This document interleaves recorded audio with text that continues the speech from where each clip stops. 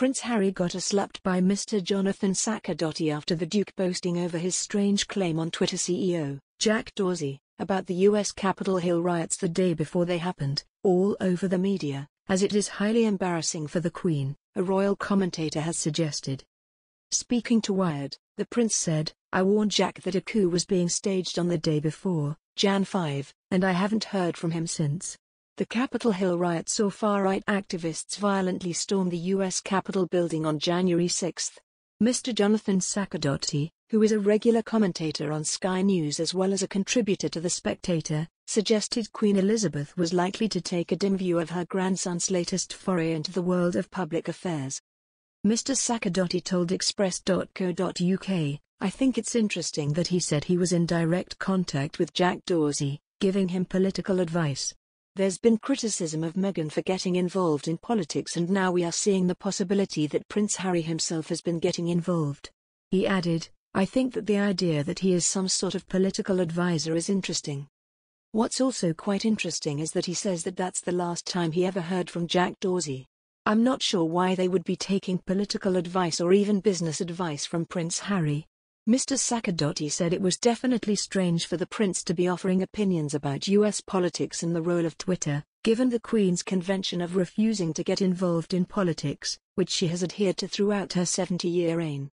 He explained, "Members of the royal family are not meant to get involved in giving political advice. Whether he likes it or not, having stepped back from being a working royal, Harry is still connected to the British royal family.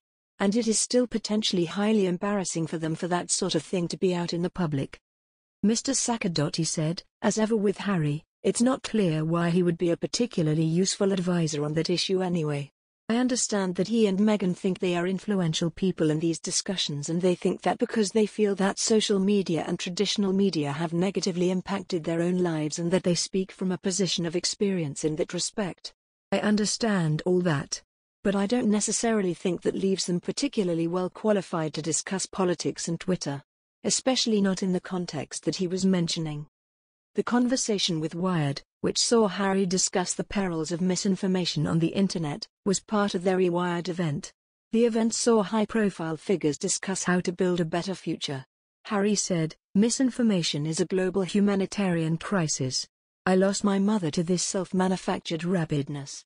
However, he said that the issue is mainly caused by a small number of accounts causing the issues.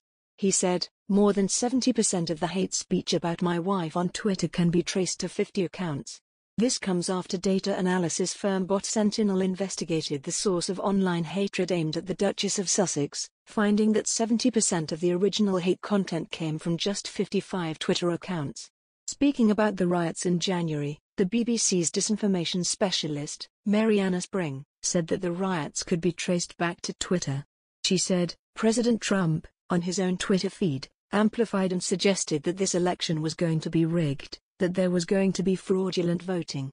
After the election, she said she saw lots of Facebook groups appear using the term Stop the Steal, echoing Trump's own language. Even after many of the groups were removed from Twitter and Facebook, according to Ms. Spring, the threats continued.